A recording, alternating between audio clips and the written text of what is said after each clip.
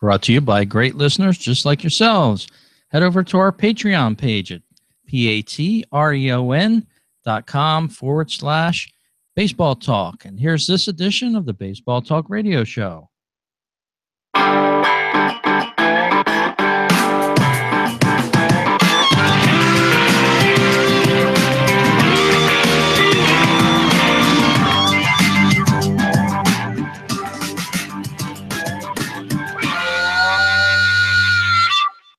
Hello, everyone, and hope you had a great All-Star break. My name is Rich.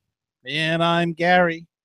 And welcome to this edition of the Baseball Talk Radio Show. Gary, how did you enjoy your nice All-Star break? It was very nice indeed. I caught up a little bit with the New York Penn League, and because they played, and just fascinating to get away from the majors for a little bit of time. And of course, by Thursday, I was looking for Major League Baseball, and of course, it came back Friday, so all is good now again, as baseball's back every day. And Rich, we had the All-Star game, and even that was entertaining this year. Yeah, it was entertaining. The whole break was nice. Home Run Derby was very entertaining. The game, so-so. It was a close game, so I guess if you like real close games without a lot of offensive power, it was good. But, yeah, it was great. How about that Home Run Derby to kick it off? That was a nice round this year. Home Run Derby, very exciting. I think it was a good format. They didn't get the final that they wanted. Of course, they wanted Stanton against the Judge, and they didn't get that. But yeah, it was very entertaining, and it moved kind of quick this year, and it was good. It was I was surprised. It really I watched the whole thing, which is something I haven't done in a number of years. So it was very entertaining. Yeah, it seems like in previous years they used to have more rounds than they did last night. I'm not so sure if that was the case, but possibly more players maybe introduced into this. But yeah, as you said, it was more compact, easier to digest at home as a television program. And as you said, it was action-packed, very close. Of course, everybody started out pretty well, hitting home runs by the dozens. Aaron Judge and Justin Bour went 23-22 on their round, and Stanton and Sanchez 17-16. It was a shame Stanton couldn't eclipse that. It looked like he had plenty of time to do that, but he just didn't get over that hump. Yeah, he started off real slow, though. He wasn't really looked like he was in a rush, and I think the time just caught up to him, and he was just starting to get in a groove, I think, when time ran out for him. So, but we'll see next year if he comes back in. Chance Harper's going to be in it next year because they are playing in Washington. So, yeah, it was. But for some reason, it was entertaining. I think the crowd was really into it. Not that they're not always into it, but this crowd really seemed lively, and that made it, even more entertaining. So, yeah, kudos to baseball. It did a good job. Yeah, and it was sold out, which is rare down there in Florida. The Marlins have a devil of a time filling that stadium, so it was good to see that there are baseball fans down there in Southern Florida, and they will go out to certain games. Most certainly, and it was good to see the whole thing filled for the game as well. And when I say the game was entertaining, Rich, I know it was a low-scoring game, but what I liked was the nice touches that they did, and kudos to Fox for this and the Players Association. And I'm talking about the interviews and stuff while the game, talking to a guy on deck. That was neat, I thought. And then A-Rod out on the field, walking the bases, talking to the players while they're doing the warm-ups. And then actually talking to George Springer, who was mic'd up while he was in left field, and Bryce Harper, while he was in right field, when he was out on the field, they were actually mic'd and talking to the guys in the booth. I thought that was really cool. and I really like that aspect of it. And I think it seemed more relaxed. The guy seemed to be more relaxed and having fun this year with Nelson Cruz wanting to get his picture taking in the middle of the game with Joe West. I just thought it all played into the entertainment of it and made it, as you said before, made it a better television show this year. Yeah, it's sort of edged on the football side, so to speak. They had a little extra things going on, and that's a lot of criticism of baseball. Is it's old school, it's stoogey at times. Things like that don't go on during a regular game. It can go on during the All-Star game because it's not a real sanctioned type of game. They can wear their different shoes on this game and things like that.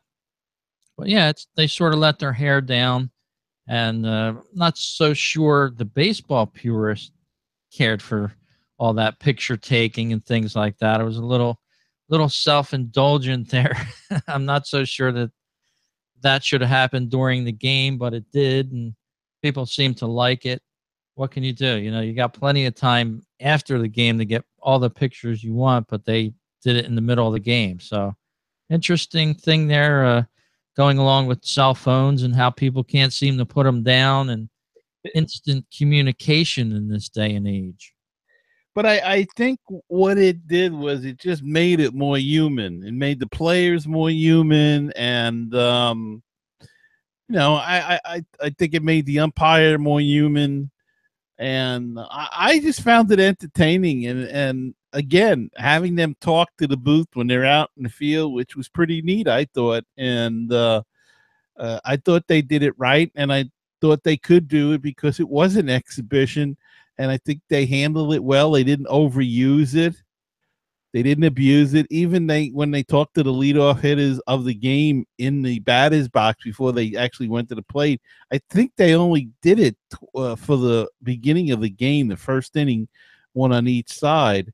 So I just think it was done very well, and I personally enjoyed it immensely, and I hope they continue to do some things like that, and then don't overkill it, but use it, like they did. And I just I like the View too. I love the View because a lot of us that have played, remember what it looked like standing in the field and looking in. But a lot of people never get that view, and when you haven't done it in a number of years, it's a tremendous view, and frightening too, in a way.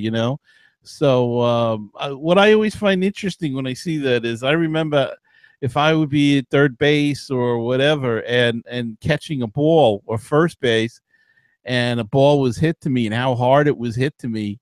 And can you imagine these guys are doing it like double that speed or whatever? It just blows my mind sometimes. Yeah, it's a definite throwback to, like you said, if you were out in the field, you see all that wide open space, a lot of area to cover out there. And yeah, I guess it is kind of unique in the realm of, you don't see that in everyday baseball. Yeah, the Mets do something before the game too that I like now. When right before the game, when the pitcher's throwing his warm-ups, they have a guy with a handheld camera like right behind the pitcher's mouth showing him throw it. And it's a unique thing because people don't when you watch a game, you're seeing the fielders and everything, but when you watch something like this, you realize how singular it is. How you're throwing to that catcher, and the batter is there, and we don't see that a lot. That's for sure. It's very cool. And of course, the outcome of the All-Star game was the American League won 2-1 in extra innings, 10th inning win. Robinson Cano was the MVP. And the last time that this game went extra innings, Gary, was way back in 2008. And I remember that year pretty well because the Phillies won the World Series. The game went 15 innings back then. It was also an American League win at 4-3 back then in 2008. So little all-star trivia there. And of course, before that, the previous extra inning game ended in a tie. 2002, July 9th was the date that they played that game, to a 7-7 tie at Miller Park in Milwaukee. So a little bit of all-star trivia there for you. And of course, next year it's a little bit closer to home for us, Gary, down in Washington, D.C. Yes, it is most certainly, and don't know if I'm going to go, but we'll see. Well, we'll have a chance to get a little closer anyway. Wouldn't be a long plane ride for sure. And taking us out to 2019, it's already been announced, of course, Progressive Field in Cleveland, Ohio. It seems like the Indians are starting to peak at the right time. They're going to even have the All-Star game in 2019 there. And it's been 4 or 5 years in a row in the National League Park. So I guess next year the American League will be the home team, even though it's in the National League Park. If you remember, they did that last year, which was kind of crazy. And why they're getting away from 1 year American League Park, 1 year American League Park, one National League Park. And I guess they don't really care. They just whatever park's available or interested in it. I guess that's where they go.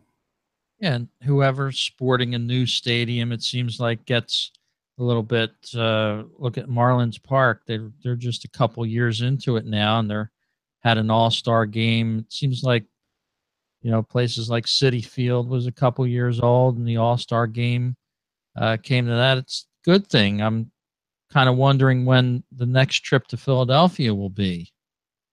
Well, I've also read that the team has to put in a request for the game as well, and some cities some teams just don't want it or didn't want it. Now maybe because it's been so successful with the Derby, the Home Run Derby, and everything, and the Futures game and all of that, maybe more cities will start wanting to have it in their ballpark.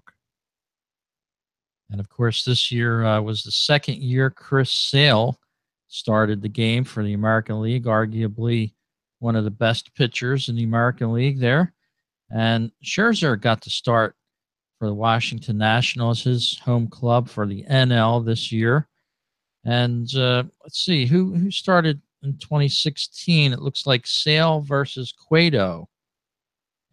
Interesting how those starting pitchers don't really stay up there for multiple years, usually as the starter. Well, Rich, you have a good year, you have a bad year, and it goes like that. And but Chris Sale, he's some pitcher.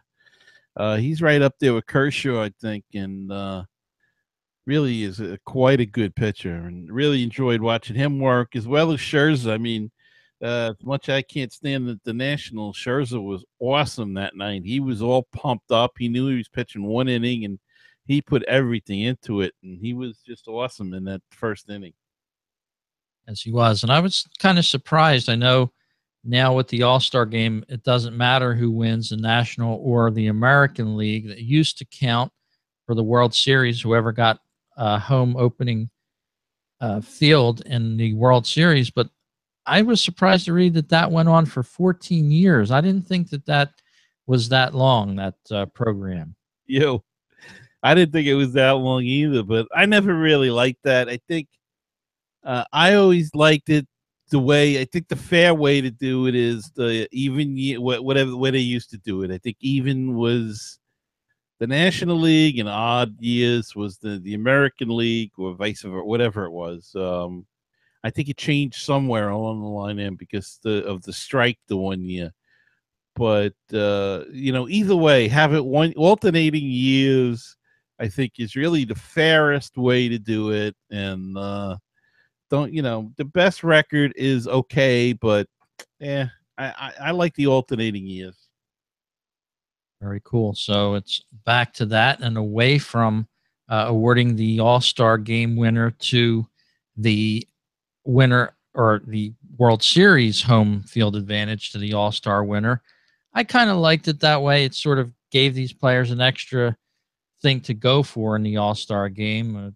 It sort of takes it down a peg for me now. Like, what is the purpose of the All-Star game again? We're back to that, but uh, interesting nonetheless. And we had some, not a blockbuster trade, but we had a trade today, Gary, to report on already. Yes, MLB is reporting that the Washington Nationals acquired Sean Doolittle and Ryan Madson from the Oakland A's for a player, Blake Trinan, and a pair of the club's top 10 prospects in left-hander Jesus Luzardo and third baseman Sheldon Neuse, Neuse. Washington is definitely going for it. They needed help in the bullpen. Now they've added 2 more relief pitchers, and they're going for it because they traded 3 of their top pitching prospects at the beginning of the year to get Adam Eaton to play center field. Unfortunately, he got hurt, but it doesn't seem to have stopped the Washington Nationals, as they've got a commanding lead. But they needed help in the bullpen, and they're going out and trying to solidify it now, and they're really making a move towards winning this division and going further than 1 round in the playoffs. Yeah, and I'm surprised to hear the name Ryan Madson joining the Nationals. Of course, he used to play with the Phillies now several years ago. It's hard to believe that this is the same Ryan Madson. He's now 36 years old. Last played with the Phillies in 2011. He didn't pitch at all in 2012, 13 or 14 in the majors.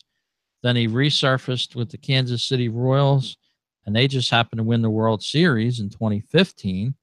So he's got a little luck streak following along here. And he's also been with the Oakland A's for the past 2 seasons, this season and then 2016. So he's been doing pretty well. He's got a 2.06 ERA as he moves over to the Washington Nationals. And it'd be interesting to see when they make the playoffs how he does and what he contributes to this team. Well, Rich, wasn't he a starter in Philadelphia? He, at various times, was going to be the closer in Philadelphia. Madson was. He only started 1 year for 17 games, which was 2006. He was a 25-year-old at the time. But the rest of the time spent in Philadelphia was as a relief pitcher. He, if you remember when the Phillies hired on Jonathan Papelbon, that same year, Madson was going to get that job. He ended up not getting it. The Phillies somehow contracted Jonathan Papelbon to come onto the team, and then that sort of changed the career path of Ryan Madson. He was banished out of the Phillies, and he actually had an arm injury as well. So it was a tough turn of events for him. I know his agent at the time was trying for a lot more money, but the Phillies thought that they could pay Jonathan Papelbon probably a little bit more and bring him on, and he became the Phillies' all-time save leader in just a few years. And the Phillies weren't that good when he was in the save, the closer's role. Well, he's something's worked for him, something's clicked, and then he's found his niche, and now he's going to bring his game to Washington, and we'll see how it helps the Nationals at all. Yeah, it'll be very interesting. And of course, getting back to Papelbon, nobody's heard from him in 2017. If you remember, he was with the Nationals. He had that run-in with Bryce Harper there, let go from the Nationals. He said this year he will play when he's ready to play, and he's still a wild card out there, if you ask me, for somebody maybe to take him on. Somebody, maybe a team that we haven't heard of thinking about Papelbon somewhere. Maybe he's 36 years of age too. I'm sure he's not exactly done from the game. Be interesting to see if he came back into it. We'll see. That'll be a big gamble, though, with with the time left in the season. Is he in shape? Is he ready to go? Would he have to get up to speed, which could be 3 to 4 weeks? Uh, yeah, that's an interesting situation though that you brought up there. That I don't think people have spoke about a lot. Yeah, I think a lot of people sort of forgotten about Papelbon, but we'll see what happens with that. And of course, a ton of other players probably going to be moving at the trade deadline. Um, Ends a little sooner than the end of the month, I believe, this time, Gary, but should be interesting to see who moves around, who's going to be buyers. Of course, teams that aren't in it would love to probably sell a lot of these players and take them off the payroll, but always a ton of moves around the end of the month here. Yeah, and we had the Cubs making the first move. Is they fired one across the bow by getting Quintana from the White Sox across town trade and starting pitcher and paid heavily for him, but they have the prospects and so they felt they could do it, and we'll see how. And I think he's got a couple of years left on his contract, so they have him. It's not just a one and done deal. So we'll see how he can help the Cubbies because one of the problems they've had this year is starting pitching and relief pitching, but the pitching has not been as good as it was last year. Everything hit last year with the Cubbies. The pitching was dead on and everything. And this year it's just struggled. Lackey's been terrible. Lester struggled. Arrieta's struggled, and Kendrick Hendrick. He's been not have the same kind of year he had last year. So they've all been struggling, and yet they're still in the mix. So Yeah, I think they've sort of believed the hype about themselves a little bit, maybe too much around the Chicago area. I guess when you do win the World Series, you get into this sort of bubble, like we're invincible type of mentality, I would imagine. But as we've seen this year, it's been a tough road for the Cubs, not somewhere where they probably want to be. Middle of July here. I'm sure they'd rather be up where the Brewers are in their division, but they have plenty of time. As we know, the All Star break, about roughly 75 games remain for all the teams. And now, with this weekend almost gone, we're probably down around 72 or so, but still plenty of time to make a run at this thing. oh sure, there's a lot of time for these teams, and they're in a race that's so close that it's and it's a weak division. I mean, to be honest, it's not the best division. Though I gotta say that the Brewers are really trying to put their foot down on the neck of these guys, and they've won three in a row, and they've got a 5.5 game lead now. All of a sudden, it just popped out of there. So uh, it's an interesting team, Milwaukee. Very young, and maybe they don't realize what they're doing yet. Interesting developments for sure. Well, we're going to take a little break. We're going to let you know where you can listen to our show from. You can download us from iTunes, Stitcher Radio. Go over to baseballtalkradio.com, the home of great baseball talk shows. You can find over 30 some odd shows there on baseball, a couple from Gary, this show, Phillies Talk, Atlanta Baseball Talk, Baseball PhD. A lot of great stuff there. So check it out. We'll talk to you on the other side of this break.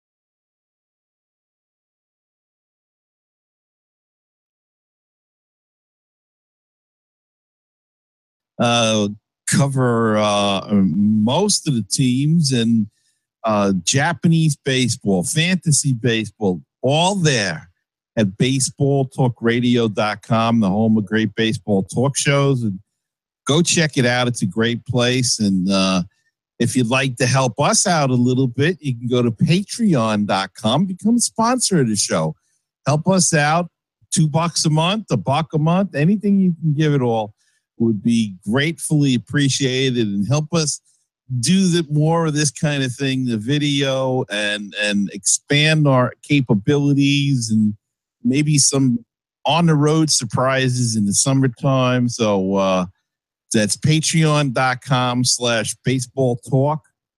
Give whatever you can. We'd greatly appreciate it. And this is the time of the year, the spirit of giving is strong with everyone. So please go and help us out.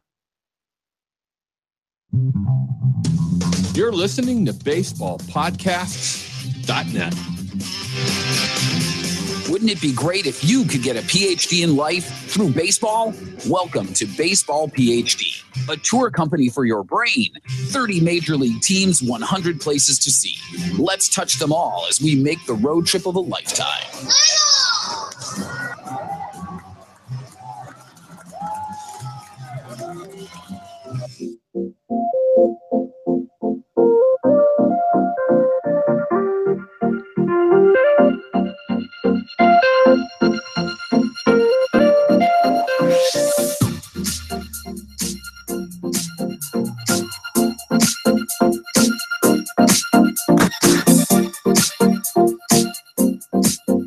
And we're back talking live here on the Baseball Talk Radio Show. Well, Gary, one thing I like about the All-Star break and everything is the hoopla surrounding it. But one thing I don't like about it is we know there's only roughly next to a half a season left in the season. Then we're going to have a long wait in the off season. Oh, yes. But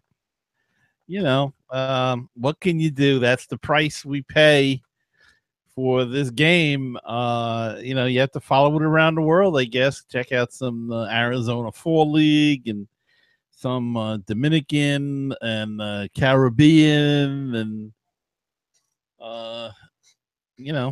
all those other things. And we'll still be talking baseball all winter, though, as we normally do, because there's always some kind of news, and then you kind of gear up for next season and hope that your team can put it together. That's for sure. Well, that's looking at it optimistically.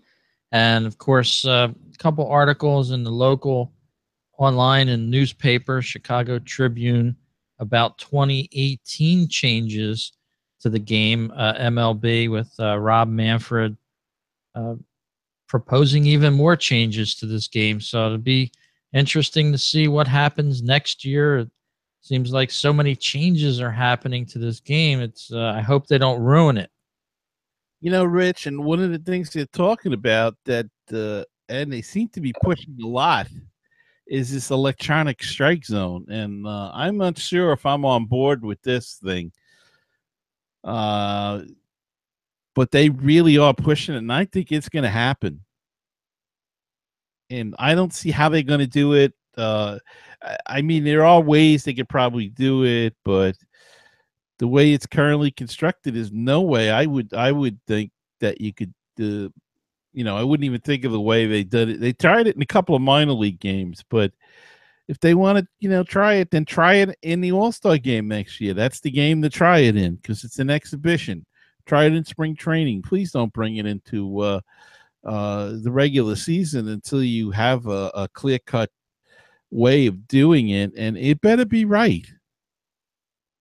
Yeah, and a strike zone itself depends on a lot of things. So that's the beauty part of baseball, in my opinion. You have some umpires that call the game certain way. It's still a human game, and they're not generally way off with their call of a strike, but it's generally from the kneecaps to around the belt or so.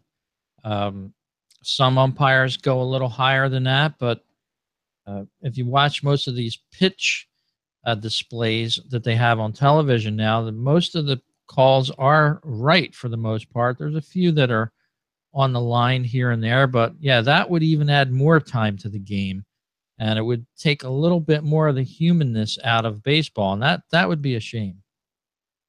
Yeah, it certainly would. Now, I mean, I could think if you want to use technology for certain things, I could see certain things like if you could, I don't know, put a base that lights up so you can see whether a runner gets there first or the first baseman gets the ball. That sort of thing that would eliminate some replays, or have a double base type of deal.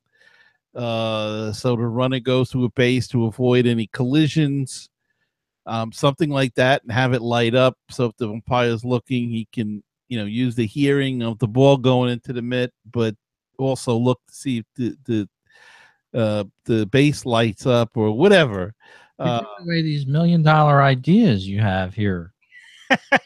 Free. Well, even I thought with the strike zone too, I don't see why you couldn't put some sort of sensors.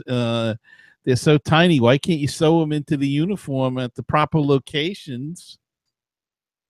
And but of course, then you'd run into the problem where players would be, wearing baggy shirts so it hangs down low or whatever, so it's not at the shoulders or whatever. But I don't know. Maybe they could put a strip on or something, on the player when he's standing up by his shoulders or whatever. I don't know. The waist, I'm sure there are ways to do it. So the strike zone, because how is what do they use? Triangulation or something? Now, of course, the computer can do it in a matter of milliseconds, probably. But I don't know. Going to be interesting. I'm surprised you didn't say embed something in the ball itself.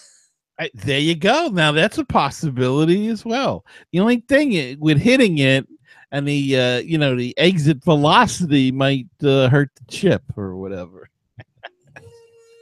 Well, we'll have to keep our eye on that. And changes to the game, of course, all off season. We'll be talking about that as things get released to the media and things like that. But Gary, let's go over some of the standings right now as we are out of the All-Star break, and we have some of these teams that are starting to do better. The Yankees with a 16 or 17 inning win last night against the Red Sox. Yes, I think it was 15, but they've been struggling. They've been scuffling a little bit, the Yankees, so always a good thing to see. But they're playing a doubleheader today, and I believe they won the first game in a doubleheader. And they're playing tonight on ESPN again at 8 o'clock. Yeah, I get a little tired of the Yankees and the Red Sox on ESPN every Sunday night. When they have a series. I mean, I would have rather seen the Brewers and the Phillies or something like that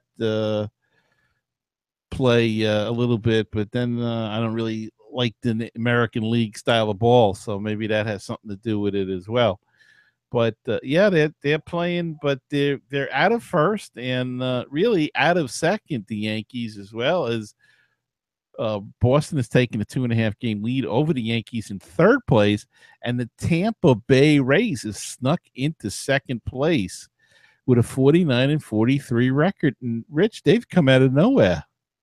Yeah, they've turned it on here with a 4-game winning streak, and that's what a ball club needs. They need to run 6, 7, 8 games in a row and give themselves a little confidence.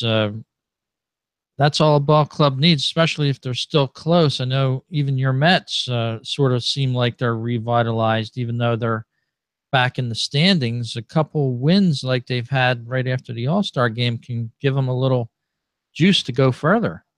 Well, they lost, and they lost big today, but they took 2 out of 3 from Colorado, and I don't want to jump to the National League East, but there's some motion going on there as well. But yeah, the American League, I'll take the Central, move it down to the Central.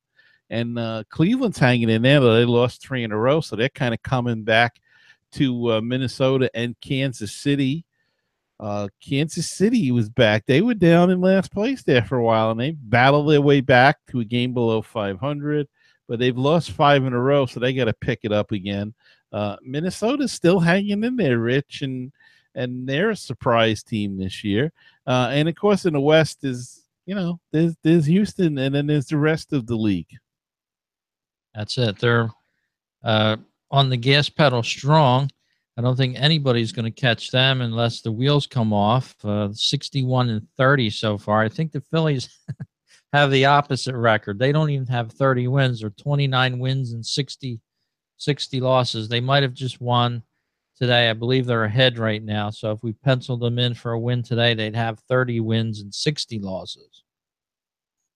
Yeah, they're up 5-2 in the 7th. So Onward. Could be at that 30-60 mark. And over in the National League East, it's the Nationals, as you said, Gary, having a great year, 55-36. They're winners of 4 games in a row, and they're back on that winning streak, 8-2 in their last 10. The Braves, a surprise. They're 500 ball club, 9.5 games back. And Rich, they just got done sweeping the Diamondbacks, who were, off to that terrific start. So they're struggling, the Diamondbacks, and Colorado starting to fall back as the Dodgers take control. But boy, Atlanta, they're really doing some job down there.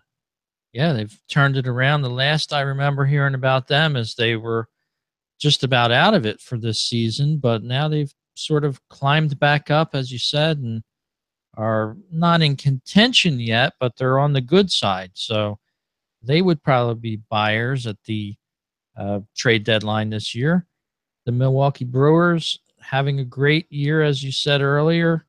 Gary, 52-41, winners of 3 in a row, although they're about possibly ready to lose today. Will not sweep the Phillies, hopefully. But 8-2 in their last 10, and they have a commanding lead over the Cubs. Yes, they do. 5.5 games, and I think the Cubs are winning today, so that could be down to 4.5. And the Cardinals are always there, and even the Pirates are there. So Pirates only 8 games out of the division, and anything could happen in that division, Rich. That's for sure. And out west, it's the LA Dodgers. What have they done lately? How about win 9 in a row as of today, not even counting Sunday's game as we're doing the podcast, but they have the best record in the whole league at 64 wins and 29 losses. So it seems like it's going to be LA and Houston if you had to go with the 2 best teams at the All-Star break here. We'll have to see how that shakes out when the playoffs start up in a few months, but they're on a runaway train there out in the NL West. Wow, and right now, as you say, Rich, they have the best record in baseball by a couple of games over Houston. So, well, what a job Dave Roberts is doing out there. Yeah, he's motivated this team. It seems like every day they have a new player that's on the up-and-coming side there from AAA and things. They've got some new superstars in the wings.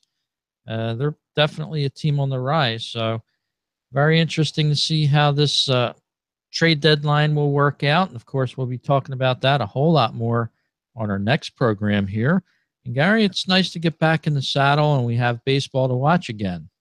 And Rich, you mentioned about some of the top prospects and stuff, but could we just calm down a little bit, folks? Some of these guys are rookies, and they're not going to the Hall of Fame already. I mean, Aaron Judge is not going to the Hall of Fame yet. Before he's granted the greatest Yankee ever, could we please calm down and see what he does in another year?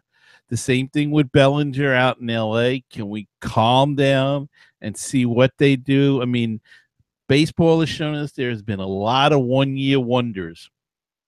I'm not saying that these guys are 1-year wonders at all, but right away, especially in New York, and I know I don't like the Yankees, but I mean, let's calm down before we put this guy in Cooperstown. That's all I'm saying. They're all ready to anoint him as better than Babe Ruth, and I want to see him play a couple of years. There's been a lot of guys. Remember Trevor Story last year?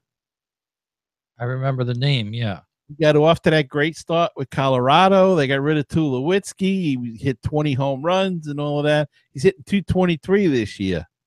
So there is a thing. It could be a sophomore jinx. He could have just been hot last year. Who knows? The point is, let's not jump to all of these conclusions and anoint this guy the savior of baseball until let him enjoy the year. He's a kid. He's having a big year. Let's remember Matt Harvey, who had a big year, came out. Everybody loved him in New York and has struggled ever since then. So let's just be a little cool with these guys and let them prove that they can do it over a couple of years instead of anointing them Hall of Famers because he hit 30 home runs in a half a season and won the home run derby. And let's just, let's wait and see what he does the rest of the season and next year before we anoint them the superstar status. And we hand them the key to Cooperstown. Exactly. And start making a plaque for him. Very good there. A couple power rankings for you before we end today's show for this week. And ESPN's power rankings right after the All-Star break here, week 13. It's the LA Dodgers at number 1. Houston Astros in at number 2. The Nationals at 3. Boston Red Sox at 4. The Arizona Diamondbacks are at 5. And the Cleveland Indians round out the top 6 according to ESPN's power rankings. So looking at that, Gary, can't wait for more baseball in the second half here. And I like the way they call that the second half. It's really not the halfway mark in the year, but to most people it is. Well, I don't see why they just don't move the game up then or something. So it is after 81 games or whatever, but yeah, it is what it is, Rich. Yes, it is. Well, we hope you enjoyed this edition of the Baseball Talk Radio Show. As Gary said, if you did, come on over and sponsor us. Go to Patreon. That's patreon.com/baseball talk. Just $1 or $2.